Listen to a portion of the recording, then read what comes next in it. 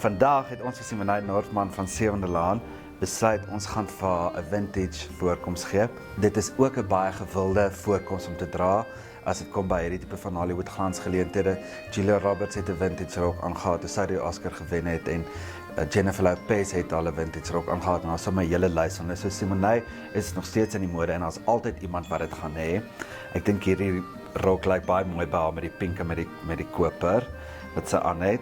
Hare wat soos ou filmsterre is hierdie jaar sien. Dit is iets, maar ons besluit om 'n bietjie papper, bietjie sagter te maak. En dan natuurlik hierdie baie mooi swart oorbel net om 'n bietjie drama te gee by die voorkoms. En dan as 'n opsie kan sy natuurlik hierdie handskoene ook aantrek. Dit gee net ekstra glans. Daar's altyd iemand wat 'n handskoen op 'n manier aantrek. Dis nou die een geleentheid, dink ek, waar baie van die aktrises weet dis nou hulle tyd om dit te doen.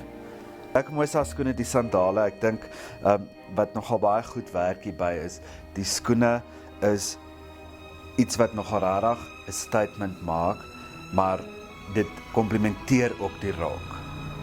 Dan gaan ons ook hierdie jaar sien, ekskuus my na hier agter, ek wou hierdie rokkie vir haar ook gee om aan te trek. Ons gaan behoort baie wit te sien, in satijn en nogal eenvoudig, en ons sien definitief Downton Abbey tipe invloede hier. En dan gaan ons natuurlik ook blou sien. Ek dink hierdie kleur is 'n goeie verwysing na wat ons gaan sien. Nie so seer die styl nie, ons behoort nog baie meer langer rokke te sien. Dan natuurlik behoort daar altyd swart te wees. Hierdie rok se lengte en so ontwerp is nogal baie mooi. Ek dink dit is ook iets wat ons gaan sien.